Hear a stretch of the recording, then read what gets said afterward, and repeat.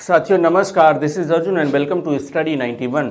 बच्चों आज हम बात करेंगे टेस्ट पेपर 12। अब देखो टेस्ट पेपर 12 की हम बात करने वाले हैं और ये बहुत ही इंपॉर्टेंट सेशन होने वाला है। आप देखो इंपॉर्टेंट इसलिए है क्योंकि यूपी पुलिस एग्जाम में ऐसे ही प्रश्न पूछे जाते हैं। सो बहुत ही इंपॉर्टेंट है, लगातार आप बने रहिएगा, लास्ट तक बने रहिएगा। और सेशन को अभी तक आपने शेयर नहीं किया है तो फटाफट कर दीजिए शेयर और लाइक। सब्सक्राइब तो आपने कर ही दिया होगा। चलो अभी हम पहले क्वेश्चन की तरफ चलेंगे और ध्यान रखिएगा यहाँ पर जितने भी सवाल पूछे जाते हैं वो बहुत ही इंपॉर्टेंट होते हैं क्योंकि क्वेश्चन ऐसे ही बनते हैं। हर एक क्वेश्चन पर आप टाइम दोगे, आप उसको सॉल्व करोगे। सॉल्व आपको जरूर करना है, ऐसे नहीं कि यूं ही आपने कर दिया क्वेश्चन को। आप प्रॉपर कॉपी पेन लेकर के बैठ जाइए और हो जाइए तैयार। और हम आ गए हैं पहले सवाल पर और पहला जो क्वेश्चन हमने लिया है वो हमने लिया है यहाँ पर नंबर सीरीज का। आप देखो जो नंबर से रिलेटेड सवाल पूछे जाते हैं आपके एग्जाम में वो आपको बहुत परेशान करते हैं। वो चाहे नंबर सीरीज हो या एनालॉगी हो या क्लासिफिकेशन हो, वहाँ से जितने भी सवाल बनते हैं वो कहीं ना कहीं प्रॉब्लम क्रिएट करते हैं। मैं आपको ये बताना चाहूँगा कि जैसे आप मैथ्स तो पढ़ते होंगे, मैथ्स में क्या आपने स्क्वायर, क्यूब और टेबल याद किया हुआ? अगर नहीं किया है तो फटाफट उसको आप याद कर लीजिए। आप टाइम लेकर के याद करिए। मैं ये नहीं कह रहा हूं कि 5 मिनट में याद हो जाएगा, बट फिर भी आप टाइम लेकर के अभी आप याद कर लें क्योंकि आपके पास टाइम है प्रॉपर। अगर आपको याद रहेगा तो यहाँ पर ध्यान रखना, यहाँ पर जल्दी दिमाग आपका काम करेगा। और उसके बाद आपको सिंप्लीफिकेशन पर जाना है। सिंप्लीफिकेशन जो आपने मैथ्स में पढ़ा होगा। हम इस सवाल की बात करते हैं और देखते हैं इस सवाल में क्या हो रहा है। सबसे पहले 5 दिया गया है, फिर उसके बाद 10 है, फिर है 17, फिर क्वेश्चन मार्क है और फिर है 37। फिर क्या है यहाँ पर 37 है। अगर आप यहाँ पर देखें तो इस क्वेश्चन में क्या हो रहा है, आप देखो यहाँ पर पहले क्या है 5 है और लास्ट में क्या है 37 है। नियर अबाउट 5 7 35 लगभग 7 गुना है, 7 गुना से थोड़ा ज्यादा। तो एक चीज यहाँ पर यह भी हो सकता है कि भाई देखो मल्टीप्लाई भी हो सकता है और इसमें डिफरेंस भी हो सकता है। तो पहले हम मल्टीप्लाई चेक कर लेंगे, वो थोड़ा इजी रहेगा। देखो 5 दूनी 10 है तो यहाँ पर क्या 10 दूनी 20 होगा? नहीं। अच्छा मान लो हमने 3 टाइम्स यहाँ पर ले जाए, 5 3 15 माइनस 5 10 आ गया। तो 10 दूनी 20 ले जाना पड़ेगा, -3 करना पड़ेगा। ठीक है, यहाँ कुछ ठीक तो नहीं लग रहा है। बट अगर आप 17 का एक बार करोगे तो इधर नहीं बन पाएगा, मतलब यहां पर मल्टीप्लाई काम नहीं करेगा। यहां पर हम डिफरेंस ले लेते हैं। डिफरेंस अगर हम लेंगे तो कितना आ जा रहा है? 5 आ रहा है, मतलब प्लस का 5 आ रहा है। दूसरे में और तीसरे नंबर में अगर हम डिफरेंस ले लें, यानी अंतर अगर हम देखें तो कितना आ रहा है? 7, प्लस का 7। अब यहां का डिफरेंस, यहां का डिफरेंस हमें देखना है। हमें 5 और 7 मिल गया। दोनों ये नंबर हमको कैसे मिले हैं?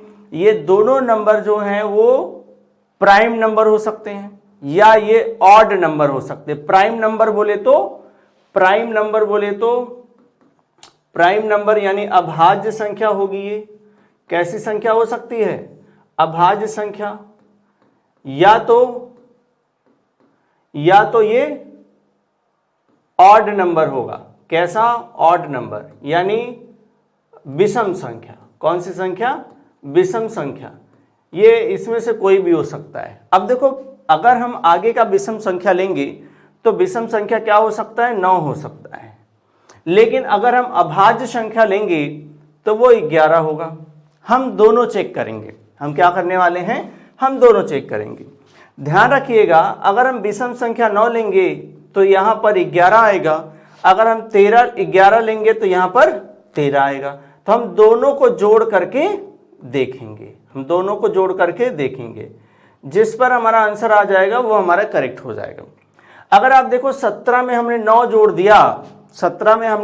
दिया तो आ गया 26। कितना आएगा? 26 आ जाएगा।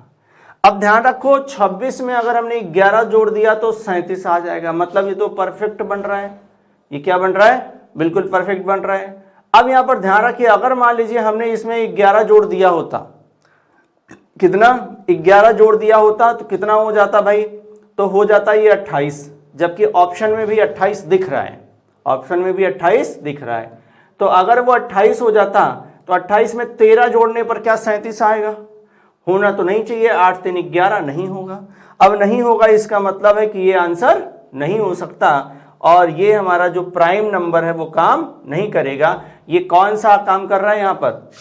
ये है ऑड नंबर, यानी ऑड नंबर बोले तो विषम संख्या। ये सभी क्या है? ये विषम संख्या है। विषम संख्या से हम आगे बढ़ रहे हैं, राइट। और अंतर में हम किसको ले रहे हैं? विषम संख्या को ले रहे हैं। सो हमारा जो विकल्प बनेगा वो हमारा विकल्प बन रहा है, विकल्प जो हमारा बन रहा है 26 आया था, ठीक है। विकल्प हमारा जो बन रहा है विकल्प 2 बन रहा है, तो 2 हमारा सही उत्तर होगा। 2 हमारा सही उत्तर है। उत्तर तो हमारा 26 है, यानी विकल्प 2 हमारा सही उत्तर दे रहा है। इसी पर मैं एक आपको सवाल देना चाहूंगा, आप इसका आंसर करिएगा। आप मुझे बताइए कि क्या आंसर होगा। देखिए एक क्वेश्चन दे रहा हूं, आप फटाफट मुझे आंसर करके बताएंगे कि उसका सही उत्तर क्या होगा।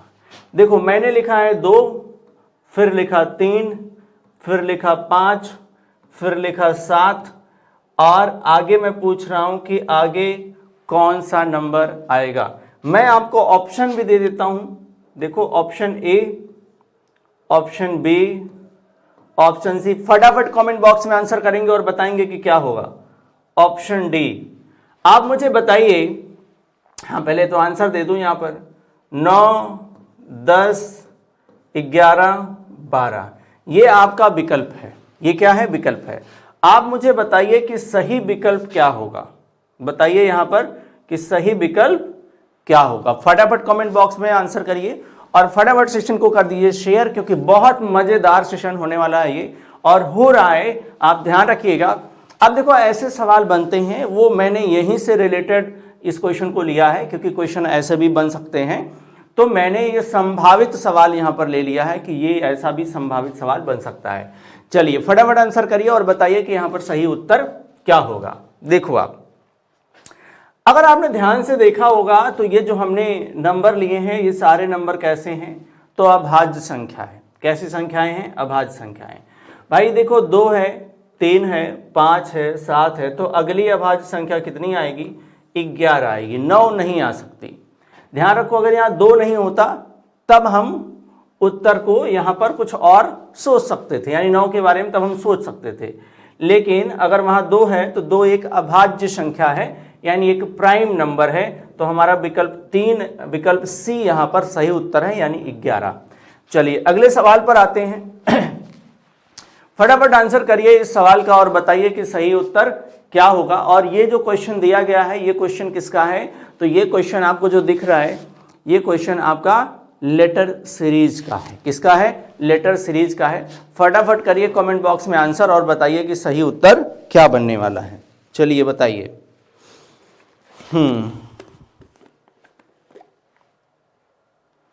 बताइए।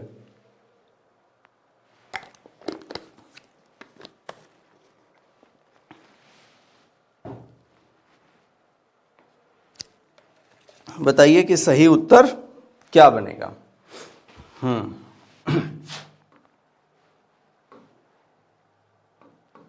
चलिए, आई होप आपने चेक कर लिया होगा, ठीक है। अब देखो यहां पर जब हम इसको देख रहे हैं, मैं इधर लिख देता हूं, थोड़ा ज्यादा क्लियर हो जाएगा। ये लिखा हुआ है AZY, फिर लिखा है BUT, फिर लिखा हुआ है CXW, फिर लिखा है DWV, राइट। अब यहां पर ध्यान से समझिएगा, यहां पर क्या कह रहा है। अगर देखो सबसे पहले आप देखोगे तो आपका दिमाग इस पर जा रहा होगा कि ABCDE, तो सबसे पहले आपको क्या मिलेगा? E मिलेगा। मतलब ये विकल्प और ये विकल्प, दोनों विकल्प कैसा हो गया? गायब हो गया, राइट। 2 विकल्प हमने हटा दिए। अब जरा इसमें देखो तो क्या Z, यहां पर U, यहां पर X, यहां पर Y होता तो ये आप ध्यान रखिएगा, ये बिल्कुल एक एक माइनस होकर के आ सकता था, बट ऐसा नहीं है। अच्छा Y है, फिर T है, फिर W है, फिर V है, तो ऐसा भी नहीं हो सकता। जरा इन दोनों के बारे में अगर देखें तो मुझे क्या मिल रहा है? Z और Y मिल रहा है।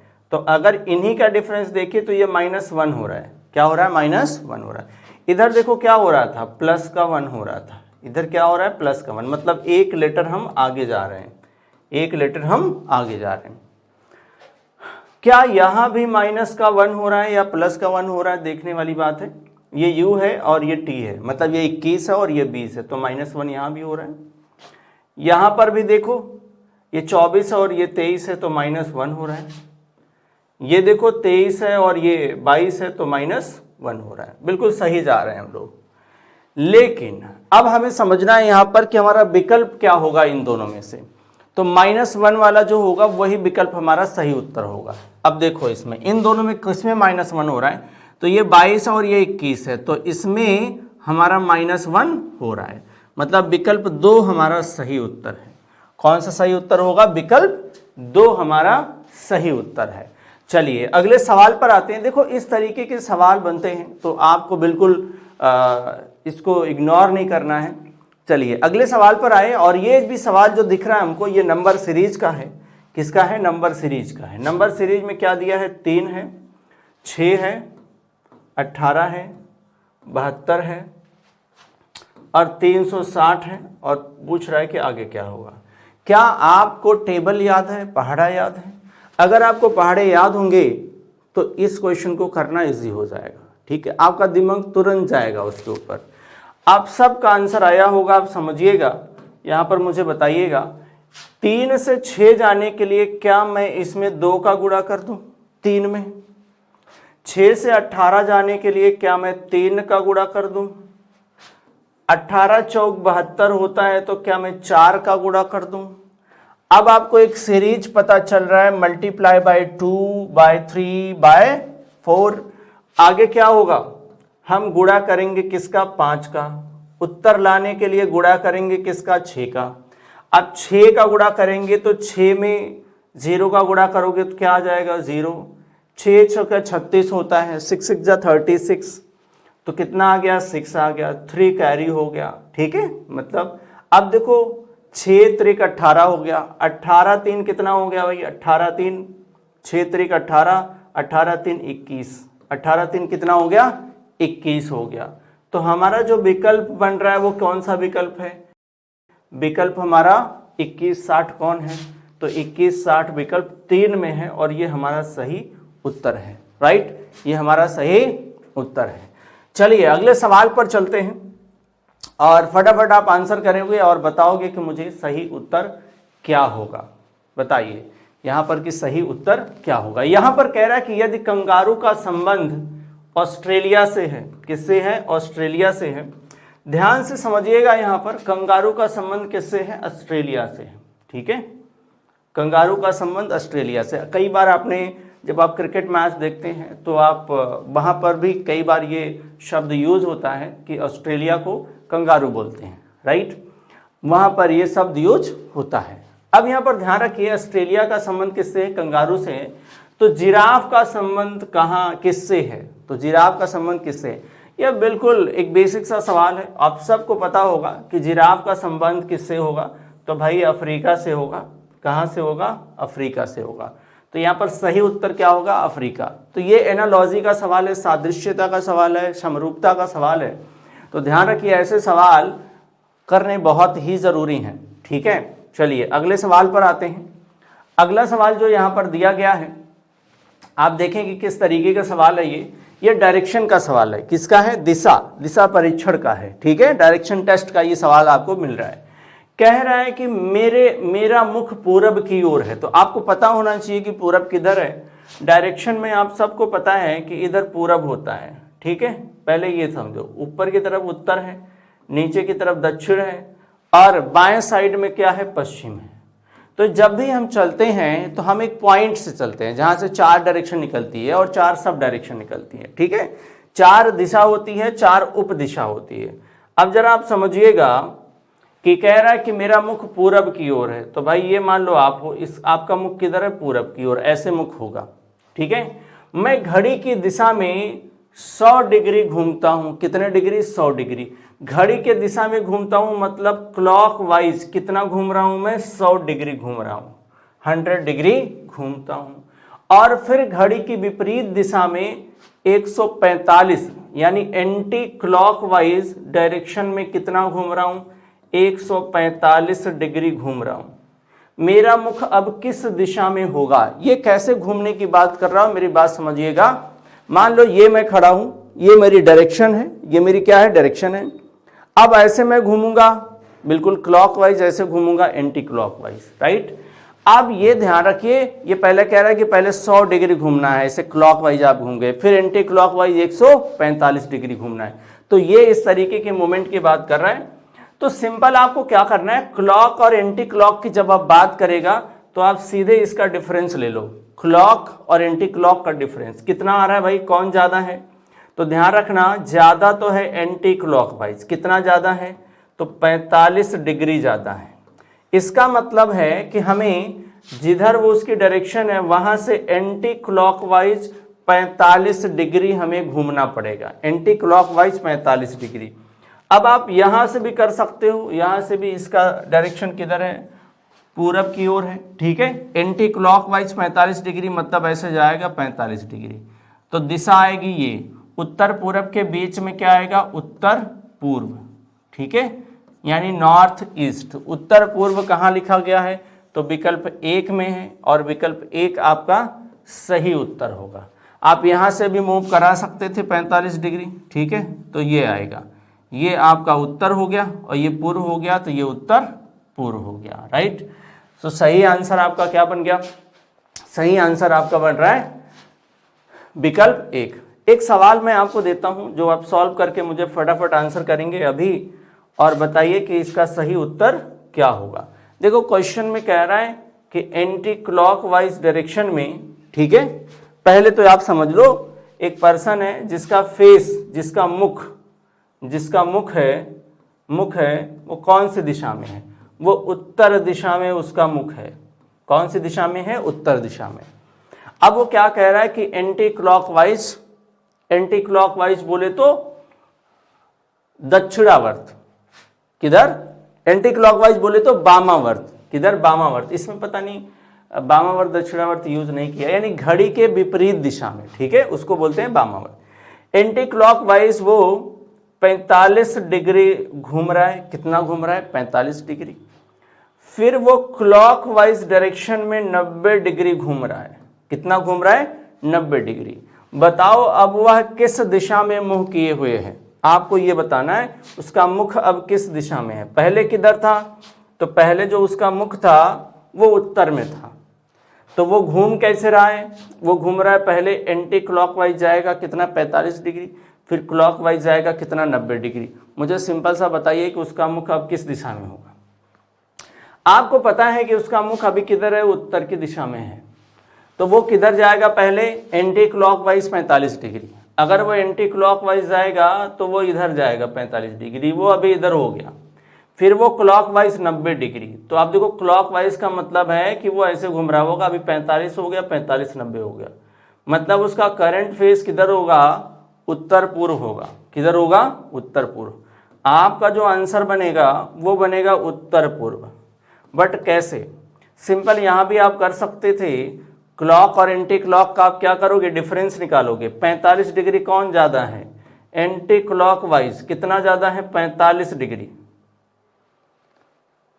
यहां ध्यान रखिएगा, एंटी क्लॉक कह रहा हूं जी, क्लॉकवाइज 45 डिग्री ज्यादा है, ठीक है, ये क्लॉकवाइज ज्यादा है, क्लॉकवाइज 45 डिग्री ज्यादा है।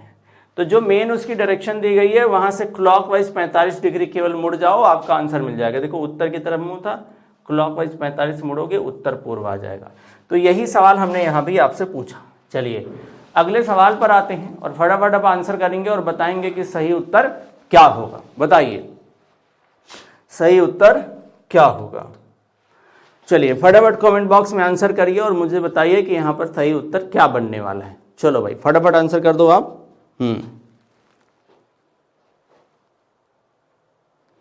बताइए।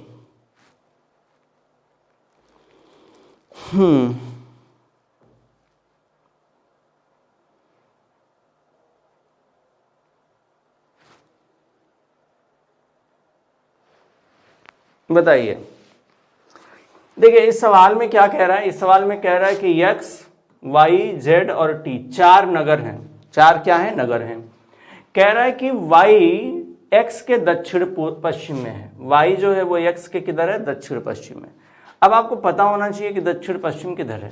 ये देखो, ये डायरेक्शन है, ये आपका उत्तर है और ये आपका दक्षिण है, ये आपका पूर्व है, ये आपका पश्चिम है और इनकी 4 उप दिशा भी है। ये उत्तर पूर्व है, ये उत्तर पश्चिम है, ये दक्षिण पश्चिम है, ये दक्षिण पूर्व है। राइट? तो इसने जो बोला, इसने बोला है कि जो x है, x y x के दक्षिण पश्चिम में है। भाई दक्षिण पश्चिम किधर होगा? तो ये होता है। तो ये x है और इसके दक्षिण पश्चिम में कौन है? तो y है। दक्षिण पश्चिम में कौन है? y है। y x के दक्षिण पश्चिम में है। अब डिस्टेंस तो दिया नहीं है, यानी दूरी तो दिया नहीं है, तो हम दूरी की यहाँ बात नहीं कर रहे हैं, एक लमसम हमने ऐसे ले लिया। z y के पूरब में, z y के पूरब में, अब z ध्यान रखना y के पूरब में है। अब z जो है वो y के पूरब में है, तो हमने एक जो है वो कॉमन डिस्टेंस ले लिया कि y के पूरब में कौन है? z है। ठीक है, पूरब में z है। आगे कह रहा है कि x के दक्षिण पूरब में है और x के दक्षिण पूरब में, और कह रहा था किसकी बात कर रहा है? z की बात कर रहा है, और x के दक्षिण पूरब में है। अब x के ये दक्षिण पूरब में होगा तो देखो दक्षिण पूरब इधर होता है, तो ये दक्षिण पूरब में हो गया। ठीक है, और x के दक्षिण पूरब में है। ठीक है भाई। आगे कह रहा है कि t y x की कतार में, t y x की कतार में, t कहाँ आ गया?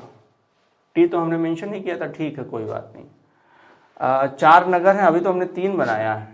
t y x की कतार में z के उत्तर में है। अच्छा, t कह रहा है t y x की कतार में, t y x की कतार में कहां पर है? z के उत्तर में है। ये देखो ऐसे जाएगा, z के उत्तर में है, इसका मतलब है कि ये ऐसे बनेगा। तो ध्यान रखिएगा t यहां होगा। ठीक है, तो इसके उत्तर में, z के उत्तर में है, इसी की कतार में था तो इसी की कतार में हमने t को लिख दिया उत्तर में। x के किस दिशा में t है? तो x के किस दिशा में t है? तो भाई उत्तर पूरब में। देखो x के उत्तर पूरब में है। x के किधर है? उत्तर पूरब। उत्तर पूरब इधर ही होता है। x के उत्तर पूरब में कौन होगा? तो t होगा। तो यहां पर हमारा विकल्प क्या बन जाएगा? विकल्प 2 बनेगा। चलिए अगले सवाल पर आते हैं। x के उत्तर पूरब में आया। चलो अगले सवाल पर आते हैं। बताइए यहां पर सही उत्तर क्या बनेगा? चलिए, कह रहा है कि अंग्रेजी वर्णमाला में दाएं से 19वें अक्षर के दाएं 12वां अक्षर क्या होगा? तो भाई इस सवाल का जो आंसर है उसके लिए आपको कॉपी पेन की जरूरत नहीं है। कह रहा है कि दाएं से 19वें अक्षर के दाएं 12वां, दाएं दाएं बोला है, मतलब दोनों को माइनस कर लेना है। 19 में से 12 गया कितना? 7, और 7 हम दाएं से देखेंगे। ठीक है, तो GT, तो आंसर क्या आ जाएगा? T। आंसर क्या आ जाएगा? T। बट कैसे आया ये जानने वाली बात है। देखो आप, सिंपल है कि आप अंग्रेजी वर्णमाला लिखते हो तो ABCD से आगे बढ़ते हुए XYZ ऐसे आप जाते हो। तो ये हमारा बायां छोर होता है। ये हमारा क्या है? बायां छोर, यानी लेफ्ट एंड है। और ये हमारा दायां छोर है, यानी राइट एंड है। क्या है? राइट एंड है। उसने बोला है दाएं छोर से, दाएं छोर से बोला मतलब राइट एंड से बोला है। दाएं छोर से 19 में, तो भाई देखो दाएं से आप कितना जाओगे? 19 जाओगे। यहां से कितना? 19 पर। और उसके दाएं किधर? तो 12वां। तो ध्यान रखो जो यहां होगा उसका दायां इधर होगा, इसका बायां इधर होगा। ठीक है, मतलब इधर एंड है, इधर छोर है। ध्यान रखना दायां छोर है, तो आप इधर ही जाओगे दाएं। तो इसके दाएं हमें जाना है, कितना जाना है, तो 12, कितना जाना है, 12। अब हम 12 पर आ गए तो पूछ रहा है कि यहाँ पर कौन होगा, यही तो पूछ रहा है। सब कुछ मिला जुला करके इधर से हमें इधर जाना है, फिर इधर आना है।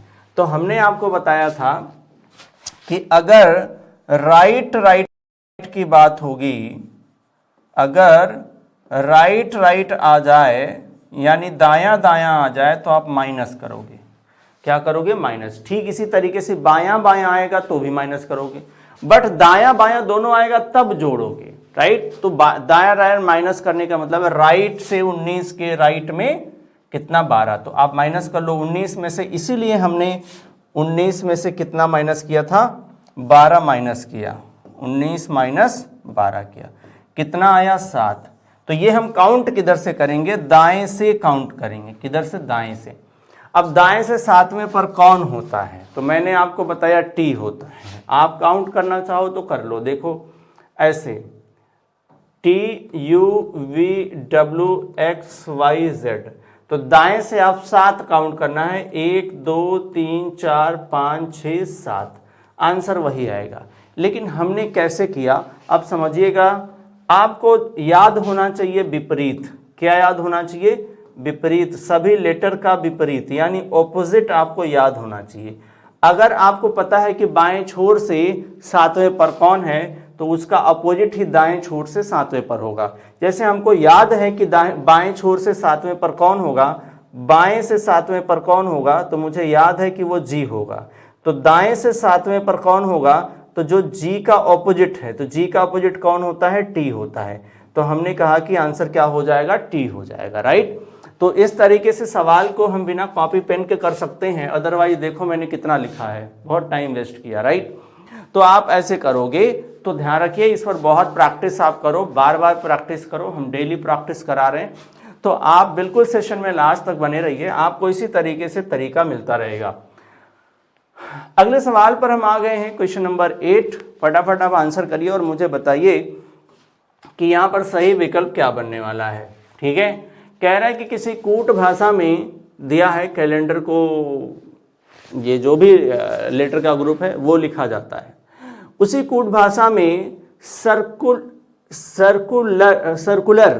को क्या, किस प्रकार लिखा जाएगा, तो ये हमसे पूछ रहा है। अब समझते हैं कि कैसे होगा ये। तो मुझे जो दिख रहा है, ध्यान रखिएगा, मुझे तो दिख रहा है कि ये जो लेटर इसमें है सेम वही लेटर इसमें है, ठीक है, बट वो कहीं ना कहीं इंटरचेंज हो रहे हैं। तो कैसे चेंज हो रहे हैं वो हमें समझना पड़ेगा, कैसे चेंज हो रहे हैं वो हमें समझना पड़ेगा। जैसे आप देखो, मैं इनका नंबरिंग कर दूं तो मुझे लग रहा है कि ज़्यादा अच्छे तरीके से हम समझ पाएंगे। ठीक है, देखो आप, मैंने लिखा 1 2 3 4 5 6 7 8, 6 7 8। अच्छा भाई देखो सी किस पर आया, तो सी तो पहले पर ही है, ठीक है, और उसमें यल एक बार है, तो तीसरा वाला दूसरे पर आ गया, तीसरा वाला दूसरे पर आ गया। ए 2 बार है, तो हम ए को अभी नहीं लिख रहे हैं, बट यन जो है वो एक बार है, तो यन यहाँ पर आया है। यन कितने पर था, 5वें पर था, यन 5वें पर था, तो यन यहाँ पर आया है। ठीक है, चलो भाई यन 5वें पर आ गया। अब क्या हो रहा है समझिएगा, जो डी है, डी 6ठे पर था, तो मैं 6ठा यहाँ पर लिख रहा हूँ, 6ठा वाला इस प्लेस पर आएगा। आर 8वें पर था, तो आर अभी भी 8वें पर, पहला और अंतिम उसी प्लेस पर हमें दिख रहा है। ठीक है, ई का देख लो, तो ई 7वें पर वहाँ पर है, तो यहाँ हम मेंशन कर देते हैं। ठीक है, ए का प्लेस में क्लियर नहीं कर रहा हूँ। अब यहाँ पर देखता हूँ कि आंसर क्या बनेगा। तो पहले पर सी था, तो पहले पर तो सी रहेगा, मतलब ये विकल्प गया। ठीक है, पहले पर सी रहेगा, अंतिम में आर रहेगा, तो पहले पे सी रहेगा और अंतिम में आर रहेगा। इसमें भी पहले सी है और अंतिम में आर है, तो वहां पर भी पहले सी लिखा हुआ था और अंतिम में आर लिखा हुआ था, पहले सी अंतिम में आर है। तो देखो भाई ये भी नहीं बनेगा, अब ये भी नहीं बनेगा, तो विकल्प ये बनेगा। अब जरा देखते हैं कि क्या ये सचमुच में कुछ फॉलो कर रहा है कि ऐसे ही दे दिया, क्योंकि मुझे तो ऐसे ही देखने में लग गया। अब यहाँ पर जरा देखते हैं, एक यहाँ पर आया है, ठीक है, हम इसका नंबरिंग करें 1 2 3 4 5 6 7 8, ठीक है, और 8 यहाँ पर है। ठीक है, और वहाँ पर देखो दूसरे पर 3 वाला आ रहा है, तो 3 वाला यानी R आना चाहिए यहाँ पे, राइट। दूसरे पर 3 वाला आना चाहिए, तो 3 वाला तो नहीं आ रहा भाई, दूसरे पर 3 आना चाहिए। कौन आना चाहिए? 3। अब जैसे वहाँ पर मैं देख रहा हूँ तो यल आया है, तीसरा वाला दूसरे पे आया है, तीसरा वाला दूसरे पे आया है। एक मिनट, उसी कूट भाषा में इसको किस प्रकार लिखा जाएगा? किसी कूट भाषा में इसको कैलेंडर लिखा जाता है, तो इसको क्या लिखा जाएगा? ठीक है, ठीक है। अब देखो इसके अलावा तो हमारा कोई आंसर भी नहीं मिलेगा, पहला और 8वां ये मिल रहा था, ठीक है। बाकी सब तो ऐसे ही हैं, बाकी सभी तो ऐसे ही हैं। ठीक है, ठीक है। उसके अलावा कोई आंसर तो बन नहीं रहा है, उसके अलावा हमारा कोई आंसर तो बन नहीं रहा है, तो फिर तो आंसर यही होएगा, राइट। आंसर क्या बनेगा भाई? आंसर तो यही बनेगा ना।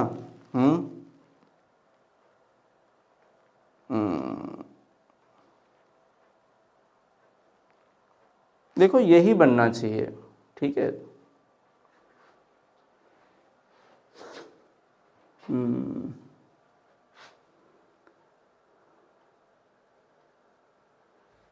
चलो अच्छा, अगर हम मान लें कि 2 वाला यहाँ आ गया है, ठीक है, ए वहाँ था, 4 यहाँ आ गया है, तो फिर हो क्या रहा है?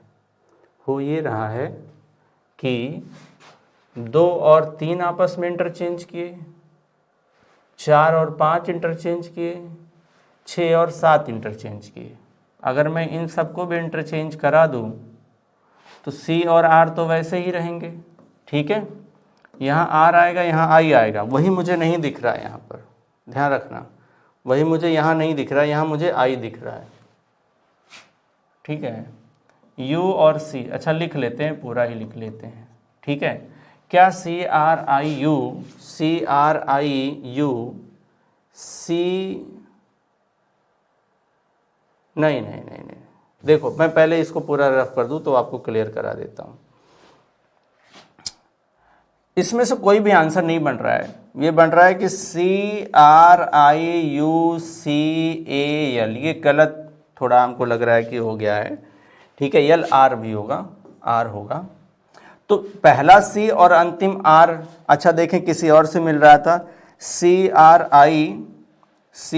आई यू सी ए होना चाहिए, सी, नहीं नहीं नहीं, हम अलग विकल्प बना लेते हैं। हमारा सही उत्तर ये होगा, ठीक है, हमारा सही उत्तर ये होगा। ये ध्यान रखना, इस तरीके के सवाल, बट यहाँ पर ध्यान रखना ये मिस्टेक रही होगी, टाइपिंग में कुछ इधर उधर हो गया, ठीक है।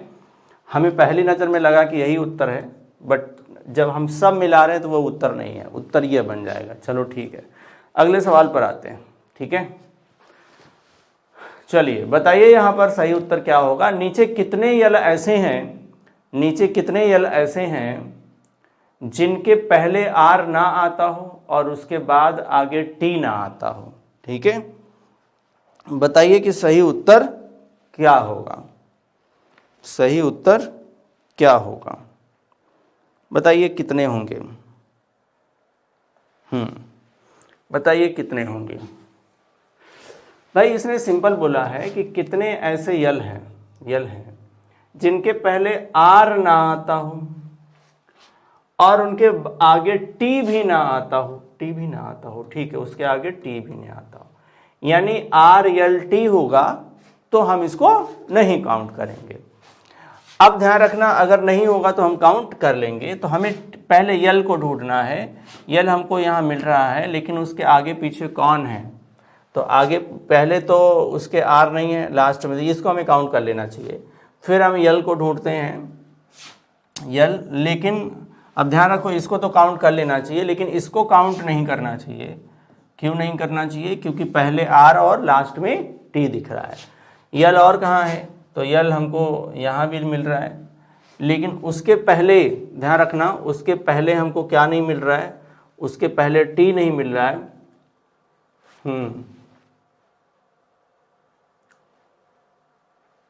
भाई लेकिन बाद में तो इसके हमें टी मिल रहा है, बाद में टी मिल रहा है, तो इसको भी काउंट नहीं करेंगे, ठीक है। इसमें तो नहीं मिल रहा है, हाँ ये तो ठीक है, ठीक है। आगे भी यल मिल गया, लेकिन बाद में उसके टी मिल गया, कोई भी ऐसा होगा तो हम उसको काउंट नहीं करेंगे। और कहीं यल है क्या? और कहीं यल नहीं मिल रहा है, तो हमारा एक ही होगा यहाँ पर। कितने बनेंगे? एक। तो विकल्प यहाँ पर 2 होगा, यानी उत्तर में हमें कितना मिल गया? ओनली 1। क्या मिल गया? ओनली 1, ओनली 1, यानी केवल एक। क्या मिल गया? केवल एक।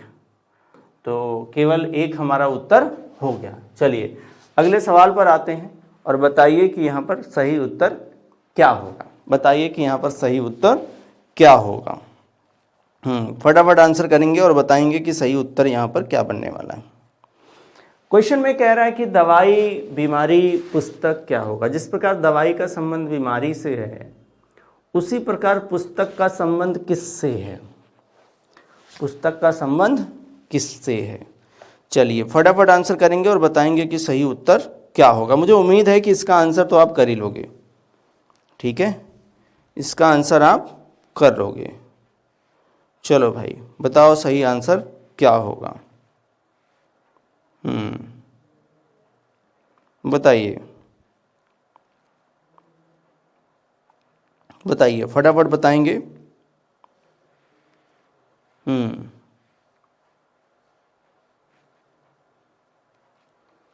बताइए। देखो बहुत क्लियर है कि दवाई का संबंध बीमारी से, मतलब बीमारी में हमें क्या दी जाती है? दवाइयाँ दी जाती हैं। ठीक है, अब आप ध्यान रखो, अगर पुस्तक कब दी जाती है, यानी पुस्तक कब दी जाएगी? ध्यान रखो, जब अज्ञानता हो या ज्ञान हो। ज्ञान होगा तो पुस्तक दी जाएगी नहीं। इससे रिलेट कर रहे हैं ना हम, ये बीमारी है, दवाई, राइट, यानी मेडिसिन। तो अब ध्यान रखना, लेखक, पुस्तक क्या लेखक बीमारी से रहेगा? नहीं, शिक्षक नहीं, अज्ञान आएगा, राइट। जब अज्ञान होगा तो आपको पुस्तक की जरूरत होगी। किसकी?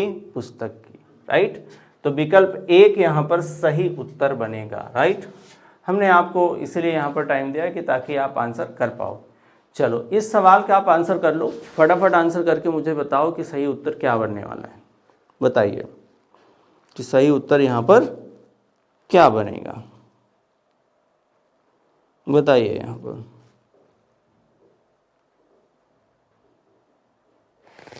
बताइए सही उत्तर क्या बनेगा।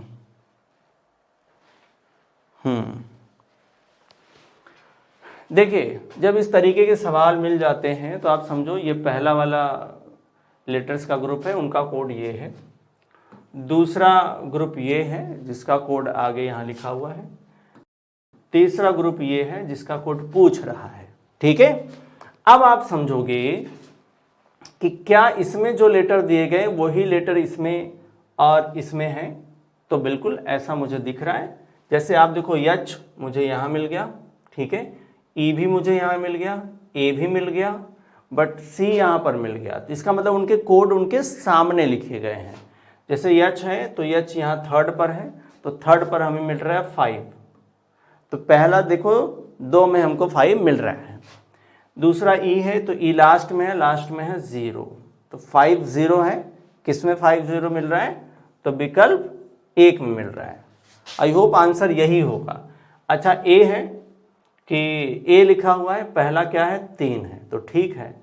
लास्ट में डी लिखा हुआ है, तो डी कहाँ था भाई? अच्छा डी ये था, डी कौन सा है? ये है, तो डी है 8। क्या है? 8। तो आंसर वही है, विकल्प 1 आपका सही उत्तर बता रहा है। चलिए अगले सवाल पर चलते हैं और बताइए कि यहाँ पर सही उत्तर क्या होगा। बताइए। 6 2 8 2 10 2 12 2 14, वो तो सब में दिया है, बस पहले वाले को छोड़ करके। चलो बाकी आप बताओ क्या होने वाला है। थोड़ा नंबर को देख लो तो आपको समझ आ जाएगा। ठीक है, आप नंबर को देखिए तो आपको समझ आ जाएगा।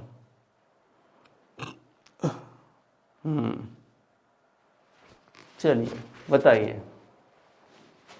ये 0 नहीं होना चाहिए मेरे ख्याल से। देखो आप, ये 0 तो नहीं होना चाहिए,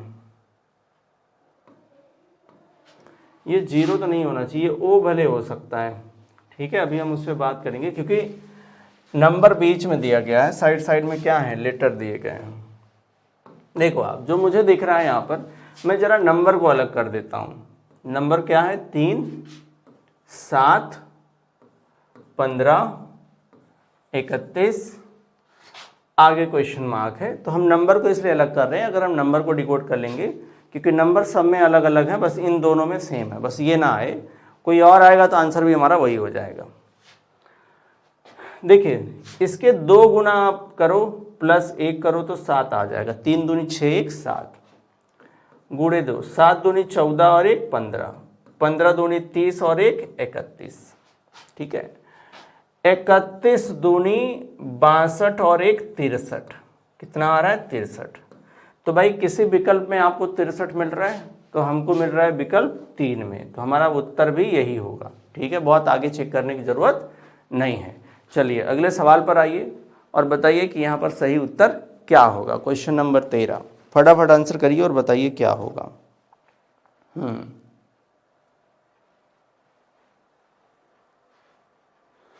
देखिए भाई ये कथन और निष्कर्ष का सवाल है, कथन और निष्कर्ष का। तो इसमें क्या कह रहा है कि एक समूह के सामने, समूह मतलब एक तरीके की भीड़ है, ठीक है, के सामने भाषण देते समय, ठीक है, अनेक लोग घबराहट महसूस करते हैं। अनेक लोग मतलब बहुत सारे लोग ऐसे हैं जो एक भीड़ के सामने, एक पब्लिक के सामने जब भाषण देते हैं तो उनको घबराहट महसूस होती है, वो उनको हेजिटेशन महसूस होती है। अच्छा, बहुत लोग ऐसे हैं, ऐसा स्टेटमेंट कह रहा है। इससे हम क्या कंक्लूजन निकालेंगे कि अनेक लोग एक समूह के सामने आत्मविश्वास के साथ भाषण दे सकते हैं। बिल्कुल। अच्छा ये देखो, अनेक लोग मतलब बहुत सारे लोग हैं ऐसे, या मैं कहूँ कि कुछ लोग ऐसे हैं जो घबराहट महसूस करते हैं। तो ध्यान रखिए, इससे ये भी निकल के आता है कि कुछ लोग ऐसे हैं जो आत्मविश्वास के साथ भाषण देते हैं, राइट। सो यहाँ पर पहला तो ठीक लग रहा है। अच्छा, दूसरा कह रहा है कि बहुत ही कम लोग एक समूह के सामने आत्मविश्वास के साथ भाषण दे सकते हैं। तो ये बिल्कुल सटीक यहाँ पर दे रहा है कंक्लूजन, तो ये भी कंक्लूजन ठीक है।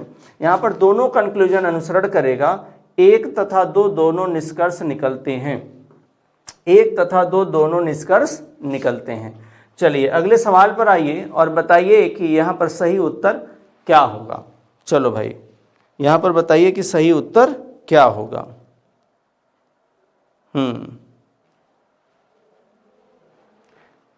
देखो यहाँ पर जो कह रहा है वो कह रहा है कि लाल लेबल की प्रत्येक बोतल, यानी लाल लेबल की प्रत्येक बोतल फलों का जूस है। भाई रेड लेबल लगा दिया गया है कि ये अगर लाल लेबल का होगा मतलब फल का जूस है। अब देखो ये उसी तरीके से है जैसे आपने कई सारे मेडिसिन या कई सारे प्रोडक्ट पे देखा होगा, ग्रीन कलर का मार्क होता है। अगर ग्रीन कलर का होता है मतलब वो वेजिटेरियन है, और रेड कलर का होगा मतलब वो नॉन वेज है, राइट, नॉन वेजिटेरियन है। अब यहाँ पर ठीक वैसे ही लाल कलर का क्या लगाया गया है, लेबल लगाया गया और बोला गया कि उसमें फल का जूस है। तो फलों का जूस पीने के लिए सुरक्षित है। अब ऐसा भी कह रहा है कि फलों का जूस पीने के लिए वो क्या है, सुरक्षित है। पहला कह रहा है कि लाल लेबल की बोतल की अंतर्वस्तु का पीना सुरक्षित है, तो बिल्कुल ये वही तो कह रहा है, ध्यान रखिएगा। दूसरे में कह रहा है कि हरे लेबल की बोतलों से पीना असुरक्षित। तो भाई इसके बारे में कुछ बताया ही नहीं गया ना, हरे लेबल के बारे में। लाल के बारे में बताया गया, हमें वही पता है, तो लाल के बारे में हमको क्लियर है। तो यहाँ पर जो होगा वो विकल्प 1 आएगा। केवल निष्कर्ष 1 लागू होता है, 1 अनुसरण करता है, 1 फॉलो करता है। चलिए अगले सवाल पर आते हैं। अगला सवाल जो हमको दिख रहा है वो एक नंबर एनालॉजी का सवाल है। तो फटाफट आंसर करेंगे और बताएंगे कि सही उत्तर क्या होगा। बताइए। देखो सवाल बहुत क्लियर है यहाँ पर, क्योंकि मुझे ये 7 दिख रहा है तो यहाँ 5 दिख रहा है, तो मुझे -2 दिखा। कितना? -2। आगे 5 है और 3 है, फिर -2 आया, ठीक है। 8 है फिर 6 है तो फिर -2 आया। 4 है 2 है तो फिर -2 आया। मतलब सब में -2 ही हो रहा है। तो 4 में से -2 जाएगा, कितना आएगा? 4 में से 2 गया 2, 6 में से 2 गया 4, 7 में से 2 गया 5, 3 में से 2 गया 1। 2451, 2451, 2451 किस में है? तो विकल्प 2 में है 2451, किस में है? 2451। चलिए अगले सवाल पर आते हैं। यहां पर कह रहा है कि ध्यान रखिएगा, कौवा, चमगादड़, कबूतर और तोता, ठीक है, कौवा, चमगादड़, कबूतर, तोता में यहां पर बेमेल ढूंढना है, असंगत, यानी ये क्लासिफिकेशन है। तो बताइए यहां पर सही उत्तर क्या बनेगा? फटाफट आंसर करें और बताएं कि क्या होगा।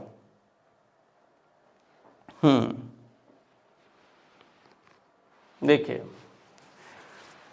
बेमेल ढूंढना है यानी असंगत हमें ढूंढना है, ठीक है, ऑड ढूंढना है।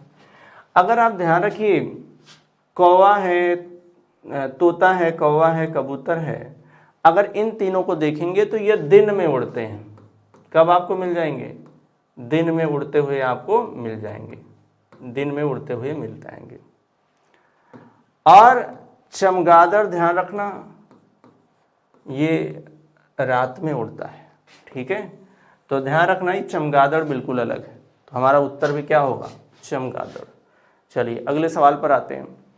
ये मिरर इमेज का सवाल है, यानी सही प्रतिबिंब क्या होगा ये पूछ रहा है। अब दर्पण प्रतिबिंब है, दर्पण प्रतिबिंब है, देखो दर्पण इस साइड लगाया गया है, तो आपको बताना है कि सही उत्तर क्या बनेगा। भाई आप सिंपल समझना है कि यहाँ पर, मैं इधर आ जाता हूँ, देखो आपने ये दर्पण लगा हुआ है, तो ये सीधी लाइन है, तो यहाँ भी लाइन कैसी होगी? सीधी होगी। इस लाइन में इस साइड लाइन गई है, तो जब आप दर्पण में देखोगे तो लाइन इस साइड आ जाएगी। ऐसा किस में दिख रहा है? तो ऐसा हमें 2 में भी दिख रहा है, 3 में दिख रहा है और 4 में दिख रहा है। एक चीज और देखो, इस लाइन के इस साइड में आपको ये कलर मिल रहा है, ठीक है, तो इसमें आओगे तो इस साइड में मिलेगा, ठीक है। अब देखो ये तो आंसर वैसे भी नहीं था, ठीक है। अब क्या होगा आपका? इसमें इसमें इसमें, तो ये भी आंसर नहीं होगा क्योंकि ये इस साइड में है ही नहीं, ये भी नहीं है, तो आंसर क्या होगा? विकल्प 2 होगा। तो विकल्प 2 आपका सही उत्तर है, राइट। चलिए अगले सवाल पर आइए और बताइए कि मुझे सही उत्तर क्या होगा। चलिए बताइए।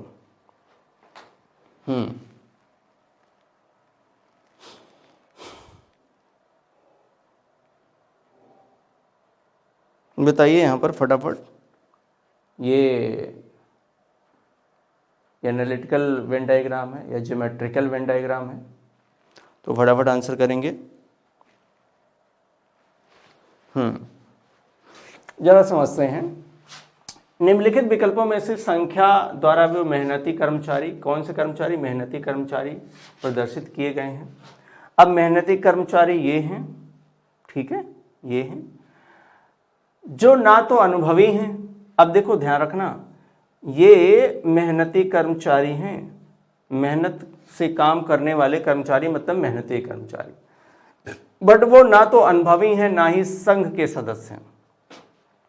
संघ के सदस्य में कौन आएगा? तो ये आएगा और ये आएगा। तो कह रहा कि संघ के सदस्य नहीं है, और क्या नहीं होने चाहिए?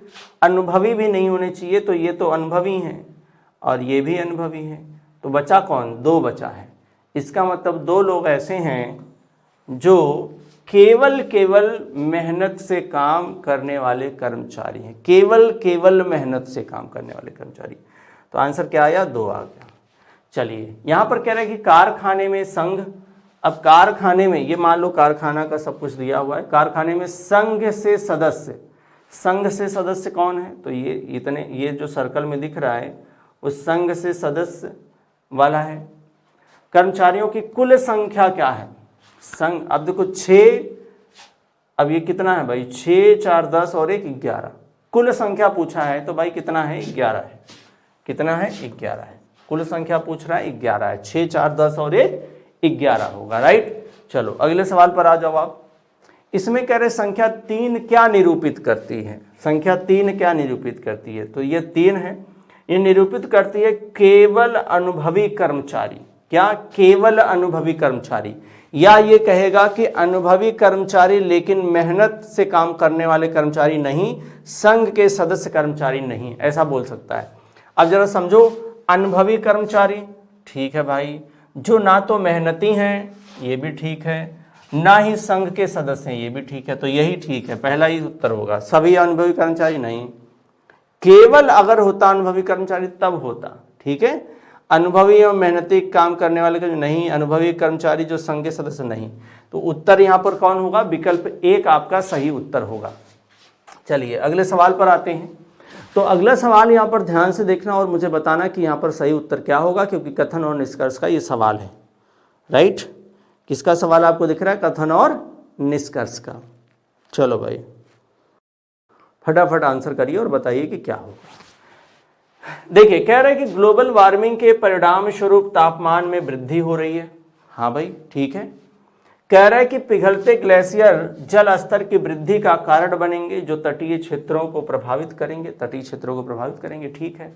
पहला कह रहा है कि ग्लोबल वार्मिंग का एकमात्र प्रभाव, एकमात्र यहां बोल रहा है, तो इसलिए ये ठीक नहीं है। दूसरे में कह रहा है कि ग्लोबल वार्मिंग तटीय क्षेत्रों में रहने वाले लोगों को प्रभावित करेगा, तो ये तो ठीक है, स्टेटमेंट से ही निकल के आ रहा है। तो केवल यहाँ पर कौन सा अनुसरण करेगा? केवल दूसरा अनुसरण करेगा, मतलब दूसरे से सहमत हो जाएंगे, राइट। चलिए अगले सवाल का आंसर करिए और बताइए कि क्या होगा यहाँ पर। बताइए यहाँ पर क्या सही उत्तर बनेगा। यहाँ पर कह रहा है कि दालों की कीमतों में बहुत तेजी से वृद्धि हुई है। दालों की कीमतों में क्या हो रहा है? बहुत तेजी से वृद्धि हो रहा है। अच्छा, बहुत तेजी से वृद्धि हो रहा है, तो उसका रीज़न क्या हो सकता है? तो रीज़न बहुत सारे हो सकते हैं। जैसे पेट्रोल महंगा हो रहा है, उससे भी बढ़ सकता है, उसके दाम बढ़ सकते हैं, और भी कई सारे रीज़न हो सकते हैं, ठीक है। या आसपास में उसका सीजन ना हो। तो यहाँ पर देखो कह रहा है कि लोग दालें नहीं खरीद सकते। नहीं, ऐसा नहीं है। कह रहा है कि दालें एक दुर्लभ वस्तु बन गई है, तो ऐसा भी नहीं है, मिल तो रही है, ठीक है, बट महंगी है, बहुत तेजी से महंगी हो रही है। तो ये दोनों सही नहीं है। यहाँ पर हम आएंगे नीदर नॉर पर, यानी विकल्प 4 पर। चलिए अगले सवाल पर आते हैं। इसमें क्या निम्नलिखित में से कौन सा शब्द शेष से संबंध नहीं रखता? ठीक है, कौन सा शेष से संबंध नहीं रखता है? चलिए बताइए यहाँ पर सही उत्तर क्या होगा। हाँ, प्लास्टर, जेल और ये क्या है? एरेल्डाइट, ठीक है। देखो मोम तो ये जलाने के काम आता है, राइट। प्लास्टर ये स्टिक यानी चिपकाने के काम आता है, जेल भी आता है, तो ये भी उसी के काम आता होगा। मतलब हमारा सही उत्तर कौन होगा? विकल्प 4 होगा। कौन सा होगा? विकल्प 4 होगा। चलिए अगले सवाल पर आ जाते हैं और बताओ यहाँ पर सही उत्तर क्या बनेगा। फटाफट आंसर करिए कमेंट बॉक्स में। इसका तो आंसर आप दे ही सकते हो, ठीक है। चलिए इसका तो आंसर आप दे ही सकते हो। इसमें कह रहा है कि फोटो की ओर संकेत करते हुए विकास ने कहा कि वह मेरे दादाजी के इकलौते पुत्र, दादाजी का इकलौता पुत्र कौन होगा? पिताजी की पुत्री। पिताजी की पुत्री कौन? तो विकास की बहन, ठीक है। तो विकास का फोटो वाली लड़की से क्या संबंध है? तो वो उसकी बहन होगी। विकास का क्या संबंध है फोटो वाली लड़की से? तो ध्यान रखिए विकास उसका भाई है और वो लड़की उसकी क्या है? बहन है। बट यहाँ पर समझिए कि सही उत्तर क्या होगा, ठीक है। उसके पहले आप समझ लो कि हमने किया कैसे। वह मेरे दादाजी यानी विकास कह रहा है कि विकास के दादाजी, पिताजी के पिताजी वही होते हैं दादाजी, के इकलौते पुत्र यानी पिताजी, की पुत्री विकास का, ध्यान रखना किसका पूछ रहा है? विकास का, ये पुत्री है, ध्यान रखो ये पुत्री है, ठीक है। विकास का, विकास क्या होगा? एक पुरुष है, ठीक है। विकास का फोटो वाली लड़की के साथ क्या संबंध? तो विकास का क्या संबंध है? तो विकास उसका कौन होगा? भाई होगा, ठीक है, और वो लड़की उसकी बहन है। बट यहाँ विकास का क्या संबंध है, ठीक है, तो वो होगा भाई। आगे क्या कह रहा है कि ए और बी बहनें हैं। क्या लिखा हुआ है? ए और बी बहनें हैं। तो भाई ए और बी बहनें हो गई, ठीक है, बोथ आर सिस्टर्स। आगे कह रहा आर और यस भाई हैं। R and S are brother. चलो ठीक है, आर और यस क्या हैं? ये दोनों भाई हैं, ठीक है। ए की बेटी आर, ए की बेटी कौन है? आर। अब यहाँ पर बेटी कैसे हो सकती है, ए की बेटी आर, ओहो, ए की बेटी